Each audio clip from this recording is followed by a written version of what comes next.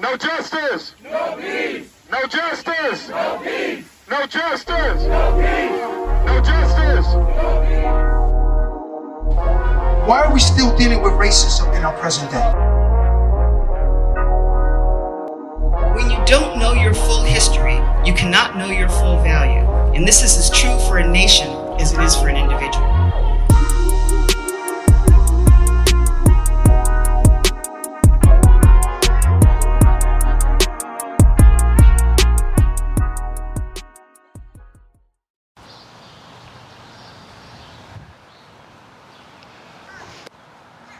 Hey out there, everybody. I hope you're doing okay out there. We're coming at you with another video.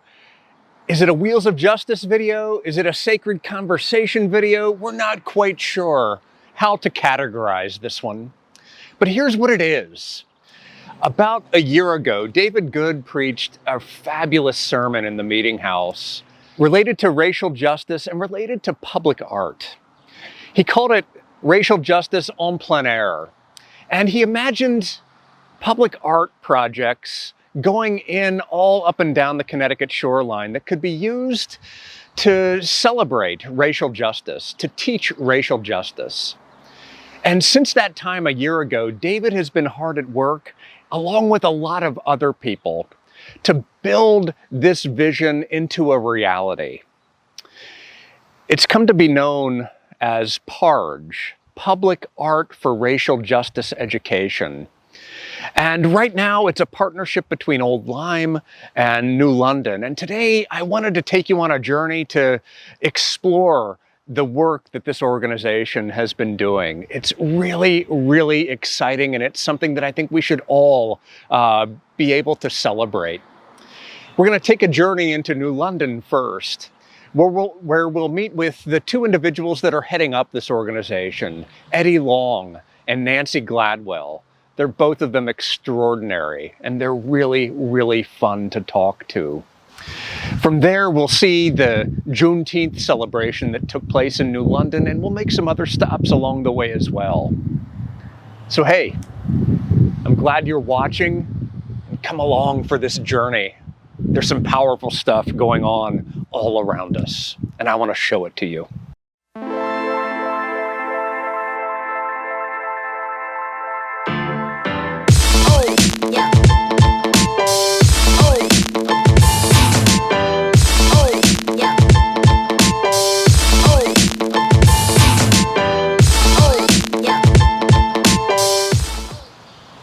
We are in Fulton Park here in New London. You can sense the water right over here. You can see a roadway right over here. The highway is in the background there. And right in the back of us here is this wall that soon will be covered with a beautiful mural. Now, I'm sitting here with Nancy Gladwell and Eddie Long. And I've brought them here, or rather they've brought me here, to tell about this project that they've got going. So I want to ask Nancy first to say a little bit of, tell us a little bit about how this project got going. Well, one day last spring, I got a telephone call from David Good, who I've known forever. And he's always been interested in art, and I've been an artist forever, a painter. So David asked me if I would do this diptych, a painting of, he told me a little bit about what he was working on. I had been on some of the marches for racial justice, had listened to some of the speakers, and David forwarded me a sermon he wrote about in plein air, and about this vision of instead of taking down monuments, but along with that, erecting monuments that would celebrate heroes of social justice, particularly racial justice. So anyway, he asked me to do this painting of the Edmund Pettus Bridge. That's another discussion. That's a bridge in Selma in 1965. It was called Bloody Sunday. A group of people who were advocating for the right to vote, led by John Lewis, crossed the bridge and were met with opposition. We talked a little bit about it. I felt I was inappropriate actually for this job, being not being a person of color. David was very persuasive, and I said I'd do it under one condition, that we can have somebody do another half of the painting who is a woman of color, black woman. So out of that came a little bit. David gathered a bunch of people, and many of whom I did not know, and we started talking about our responsibility as citizens and as people concerned with what was happening in this country. And the two groups were born. One was the witness stones, and the other was art for racial justice. And that's where I became involved. Not long after that, my friend and co-chair of the steering committee, Eddie Long, became involved. And I don't know how we thought of it, but it came because we originally were talking about statues, sculptures. Came up with the idea of murals and the potential that murals could have educationally. We hope to include children in the discussion of the subject as well as the painting. So about the same time, Eddie was having a conversation with New London Councilman Curtis Goodwin, and he had talked about this mural behind me in this park, and that he wanted to use that for social or racial justice, and an art project was born. Eddie had the idea of creating sister murals, sort of like an urban-suburban partnership with the City of New London. Old Lyme, which has very little racial diversity, is the sister of the New London mural. The Sister Mural Project is intended to build a partnership with another community, in this case Old Lyme. And the intention is just to get a conversation going between as many people as we can. And so I thought that Sister Murals was a good idea. It's a little different, two murals at once, not about a similar subject, but have similar themes at least installed around the similar time frame. The idea was that you can't talk about one mural in one town without mentioning the other mural in the other, to get that partnership going, because it's about community building. What we intend to do with the public art and infusing education all along the way, those subjects have broad appeal, art and education. And so we think those are excellent tools to use to get, like I said, a conversation started between not just people in the community, but people in other communities, but also internal conversations. Some of these murals and projects can hopefully change some minds. And that's really what it's about, to unlearn what some of us have been taught, division or the idea of other. That all has to be unlearned, but no one can really do it by themselves. And so I think that's where we hope to excel, is creating situations where people can work together on this stuff. This wall it has unlimited potential. It's over 100 feet wide. It's situated in a park that is itself situated between two huge apartment complexes. There's a diverse crowd that comes here. As the summer rolls on, you'll see a lot more youth here playing basketball, and there's a skate park across the way there. It's just got a great space, though, to facilitate what we hope to do down the road, which is educational programming to talk about the things we hope to address. And they could, the conversation could come from the subject of the mural, but we just like the idea of creating a space where those conversations can be had. You can bring a group of people here or a class and talk about something, whatever you want. We hope to nurture that, because this park, again, has unlimited potential and a lot of space. So we'd like to get some people in here to talk about these things. Both of you have a deep investment and a deep passion for the arts. What do you think the role What is the role that art can play in these sorts of conversations? How can art push the conversation along and help us to, how does art open up a space for those sorts of conversation? Nancy, as a practicing artist, you probably have thoughts on this. So, I have a lot of thoughts on this, really. Yeah, and truthfully, if you look back in time, from prehistoric time, art was the way to get social and political messages out there. Whether it was a stele commemorating a battle, and also it was the center of social interaction in many places, particularly architecturally. Religious, social, political, all comes together.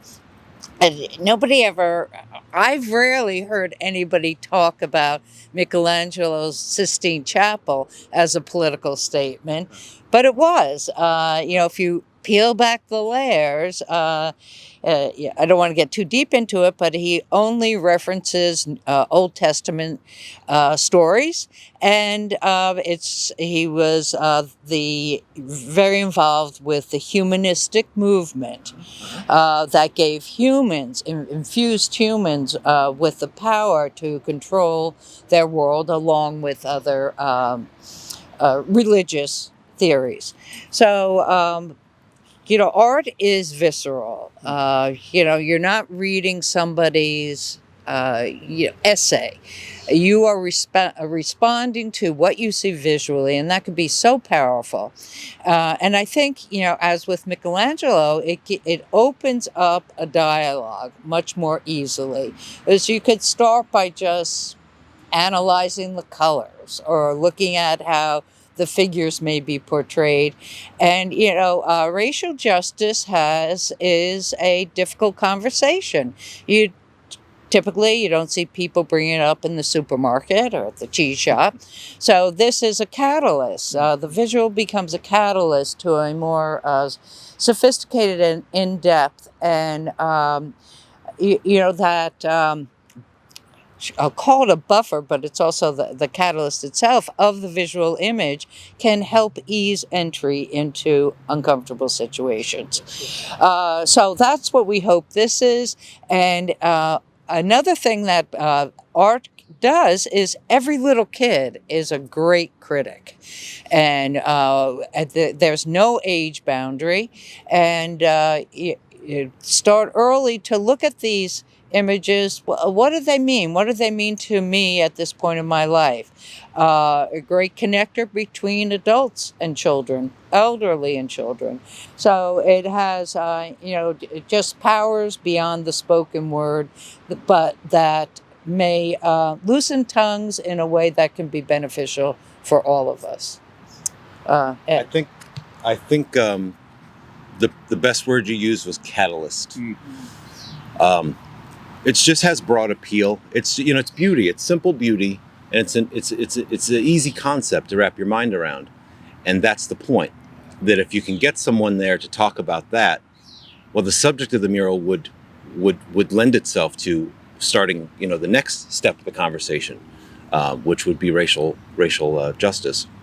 But I like the word catalyst because with PARJE, all of the pieces of public art we intend to help install, those are projects. And once the piece is installed, it feels like the end of the project. Not the case. That is the beginning. Now we begin the real work. Once the piece of art is installed, then we can talk about educational programming, which is one of my favorite parts of this because it combines those two great subjects. But catalyst is a good word because once the piece is installed, then we can begin other work. And that's what's most exciting to me. It's going to keep giving life to the piece of art itself, because someone will say, oh, we should meet at this, or we should come down to the painting of this and talk about this. That's what I'm hoping. You shared a vision of what you hoped this space would look like in the future. I'm wondering if you could talk about that a little bit. What do you see? What are the possibilities you imagine here? Well, immediately when you look at it, I wanted to do two things. Yeah. I'd like it to commemorate an important historical figure or figures or event, right? But also be interesting for kids. Yeah. That's the key. I'm not saying it should be simple, but it should be beautiful and it should be sort of fun. In my mind, I'm using that word because I love color, though, Yes, you know. yes. So that's what I mean by fun, not the subject. But I would like it to do those two things all the time, to be visually stunning, and be about something important, but also a child should be able to walk up to it and appreciate it. I really mean that, because that is what we hope to do, is reach the youth and explain to them what the mission is as well. That, you know, this is about equality, and so, you know, that's what I hope. Right. Do you want to? So one of the components of this is going to be working with the children. You know, we both have an idea of framework, perhaps settings for our murals. I'm speaking of the Old Lyme one now, and Eddie does have a concept for the New London one. But another important component is asking kids maybe to research or say, you know, who can you think of that promoted racial justice? Who should be included here? And it can be the young, the old, the mythical, whatever they come up with. The idea is to, you know, get their minds wrapped around this, and to think, you know, who in their life has encouraged them to be more accepting, more tolerant, more welcoming to people who don't look like them. So, and I also the artists will be selected from an open call. We don't own this project, we're just facilitating it. And we hope to have paint-ins that children and members of the community can work on part of the mural with the artists. The artists will be hired with this understanding. So it'll be a community effort, and hopefully there'll be community ownership as well. So one of the things I love about this is that so often I think art is understood or imagined to be something that happens privately. It's owned privately, or it's placed behind the walls of an institution, which is private. But it's not always understood to be happening in the street, in a place that everybody can access it, everybody can talk about it, speak to it, be informed by it, celebrate it. And so that's something I love about the vision that you have. And I think we see a little bit more of that in urban zones, public art, but in suburban zones, places like Old Lyme, we don't see it nearly as much. So talk about bringing public art to the suburbs. Like, Well, we're coming for the suburbs. So involving the community to select the subject, right? But also keep them on board after the piece is installed. If they were so interested in getting involved that they help select the subject and help get the mural off the ground, I feel like those members of the community will stay around and encourage more things to happen. So it will build off of itself. And that strategy works in New London or in Old Lyme. yes. It works anywhere. Sometimes it takes longer, but I really, really believe that if you start here in these conversations and work your way up to the people who work in the pillared buildings, they're going to have to listen, you know. And talking about playing it safe, if you go right for the top and ask them, if you don't make it sound like something that's good for them, let's face it, politically, then they're going to give you a very polite no. And that's harder to get them to turn around and say yes. So we start at the bottom and we ask the people, and then we work our way up. And that's how I think that strategy will work in any town. Up in there? Yeah, we don't, neither of us don't mean to exclude educators. We have a robust group of educators who are very involved and very excited about this, and curriculum directors as well. And, you know, students that don't go to the public schools will be included. Special ed students often are wonderful artists. So we want to be as inclusive as possible. And then these kids will be our ambassadors, as well as the adults. This is public art, so we want them to get as much public exposure as possible. And a nice note, when a couple of other communities heard about what we are doing, they jumped on board. So there'll be a sister murals in Norwich and with their partner in East Lyme. And somebody from Groton has expressed interest. So we just hope to be, again, a catalyst to keep this ball rolling and get everybody involved and working side by side. That's how relationships really develop. We thought about towns. People are fiercely supportive of their own town, right? But they're proud of it too. That's the key. And so you should celebrate the place you're from and the town you live in. But if an organization comes along and wants to celebrate a figure from the past that is hard to talk about, you don't get to shy away from that. You have to talk about it.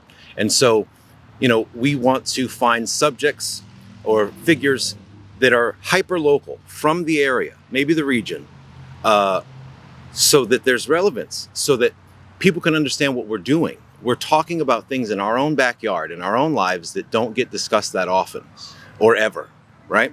And so when we do that, our hope is that one town over, someone can go, you know what, there's a figure in this town, and we never talk about it. The schools don't mention it. Politicians don't ever bring him up or her up. But this group over here is doing something similar in another town, and they're celebrating this person with a mural. So then the gears get turning, right? And then the conversations start happening, and the partnerships start forming, right? And it's all in the name of racial justice. And so it absolutely will change the way that we talk about racial justice. Yes. One of our founders, Pastor David Good, he says, you sure can tell a lot about somebody by what they hang on their walls. But I think that's true of towns too. What's happening in your town? What are you using to beautify your town? And is it more than that? And we hope that the murals will be more than beautification.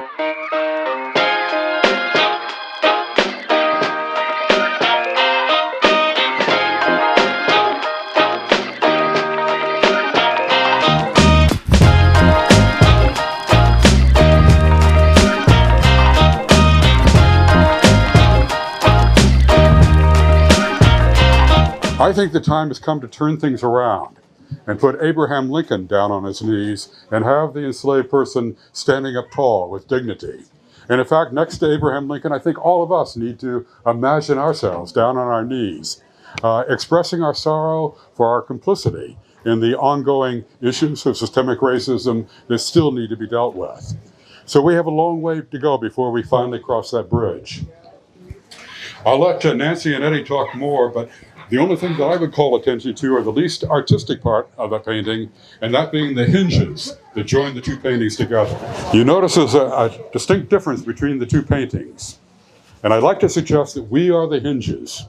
If we're going to move from one painting to the other, it's going to be requiring all of us to be the hinges that turn the page to a new and better future for all of us. It is an honor to speak among the individuals who will speak and have spoke today. I'd like to let you all know about this group of passionate volunteers that I've been working with for the last year, Public Art for Racial Justice Education, which we affectionately refer to as PARJE, or PARJE, or PARJE. I'd like to share our beginnings with you and the work we've been doing and what we hope to achieve. First, very simply, we hope to use the broad appeal of art and education to confront racial injustice.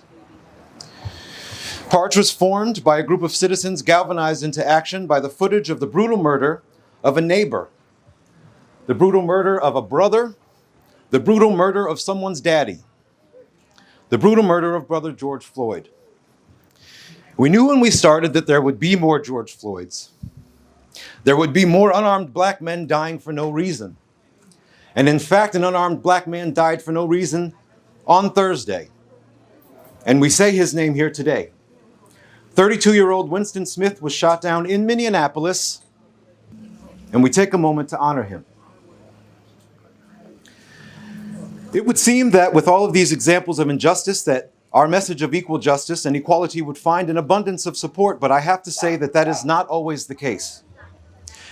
To really explain PARJE's purpose and goals, I have to explain our fight. There are entities, individuals, and forces at work pushing back on our efforts to promote equality, trying to stop our efforts to confront racial injustice. It is proof positive of the hatred that has permeated and taken root. These instances reinforce our commitment to utilizing education in our fight.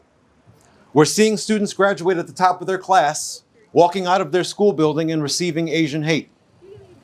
It's wrong. The importance of involving youth at the table and including them in the conversation is paramount. It's non-negotiable, and none of this will work if we don't do that. PARJE is committed to involving schools wherever possible. In the time I've been with this group, I've worked with so many educators, and it's been one of the greatest joys of my lifetime to work alongside those who have the most important job there is, teacher. We're proud to announce a partnership with places like the Florence Griswold Museum and Lyman Allen Museum for lectures on this very subject. We're finding ways to involve as many organizations as we can. We have begun the process of involving schools in on the selection of a mural subject or theme. We have a wall that Councilor Curtis Goodwin has been kind enough to help us secure right here at Fulton Park that we intend to install a mural on. Thank you. That wall is situated in between two large apartment complexes, home to many of the youth that occupy that park, our greatest audience. In addition to the mural beautifying the space, we hope to install a location for a future site for educational programming in that very place. A place where speeches can be given, performances can take place, another place in the city where folks can gather. This is all part of our Sister Mural Initiative. The Sister Mural Initiative is designed to bring communities together, to have more than one town working to install a mural with similar themes. The idea is that you couldn't talk about one mural without the other. You couldn't talk about one community without the other. And that is the purpose of what we're doing, to build the community, because we have to do this together. I'm sorry I'm getting misty-eyed, but my children just showed up.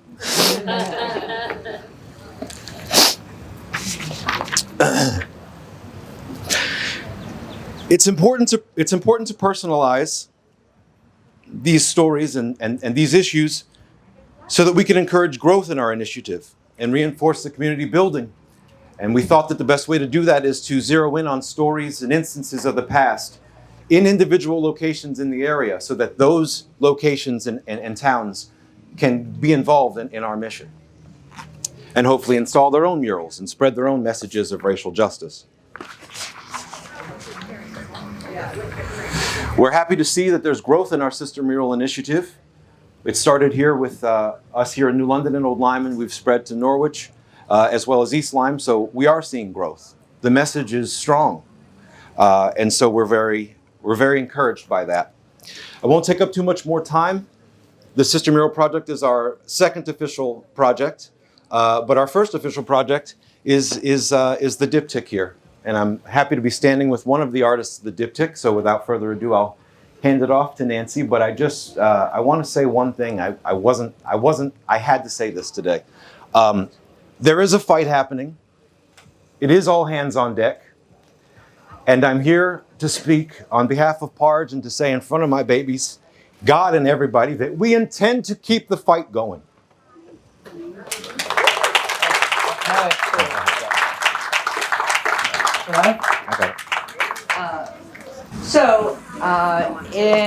I'm very grateful to be here. I was very grateful to our poet laureate's talk, and as a white woman, to be as outraged as my black and brown and Eastern brothers and sisters at what's going on in this country, and we all need to move ahead and to step over our racial divide. So we can talk more about the mural, the diptych, sorry. We will move it over there, and we encourage everybody to come, but you can see there are two very different sentiments, both with the same subject, Edmund Pettus Bridge in Selma. And the challenge was voting rights. And they were marching peacefully to get their due everyone's due to be active voters and participants in our democratic process. And that they were confronted with violence. A young man was killed protecting his mother, who the police were roughing up. The concept of this side was to mimic the early Christian medieval traveling altars that had a main theme and then would have a historical vignettes, if you will, pointing out different aspects of it. So we see, and it is multiracial and inclusive of all religions. You will see a rabbi here with Martin Luther King, John Lewis, who led the march. And this Rabbi Heschel was a very strong man and component of this. And we also see down here Stacey Abrams. And we're reminded today, getting the vote, having the vote accessed by everyone is still a huge issue today. So this is a more somber view of what went on, a more historic, and on the other side was painted by a very talented young woman who can't be here. She lives in Virginia, and she's with child, and she's a Black woman, and she is painting a world of hope. There's symbolism here, and with the colors in visual arts, you speak through the components of art, the color, the composition, and the imagery. So you see there's a young girl there studying the history of the Pettus Bridge. It was mentioned before that Edmund Pettus was a Confederate war hero, if there are such things, and one of the founders of the Ku Klux Klan. And this bridge was erected years after he died, sort of to show the people of color who's still in charge. A very political statement. And Jasmine painting over here, it has a feeling of hope. She incorporated the camellia, the flower of Arkansas, as well as a bird called the northern flicker or yellow hammer.